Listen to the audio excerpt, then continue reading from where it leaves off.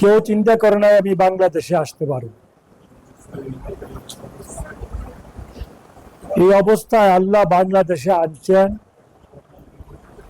মামলা থেকে মুক্ত করছেন।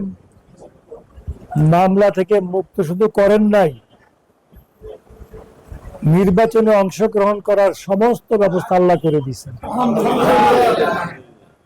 আমার সাথে যে নির্বাচনে দাঁড়াইছিল, হ্যাঁ, কতটা মামলা করছে এটা তো তোমরা সবাই জানো। নির্বাচনের একদিন আগেও মামলা করছে।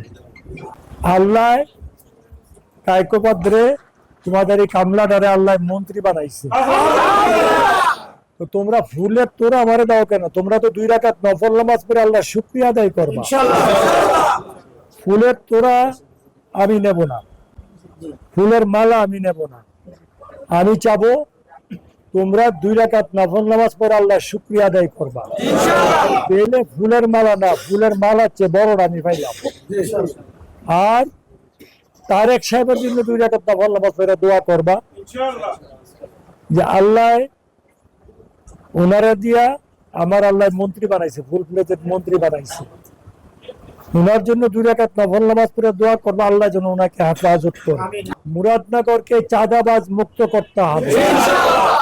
মুরাদনগরকে অন্যায় মুক্ত করতে হবে। কারোর প্রতি কোনো অন্যায়, অত্যাচার, অবিচার, জুলুম, নির্যাতন করা যাবে না। এইগুলো যদি কেউ করো তাদের সাথে আমার সম্পর্ক থাকবে না। মস্তানি করা যাবে না। মস্তানি বুঝো তো? মস্তানি করা যাবে না। সামনে বাজার ডাকাইতেছে, শিডিউল কিনলাম, পয়সা খাওয়ানো লেগে এটি কখন যেত না।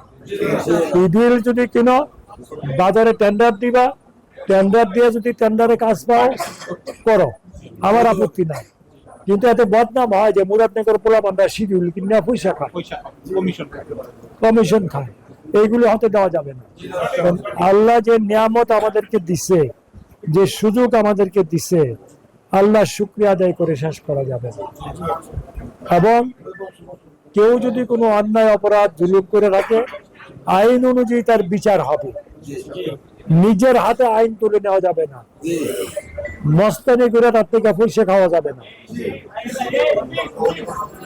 কারণ আমার আর চাওয়া পাওয়ার কিছু নাই।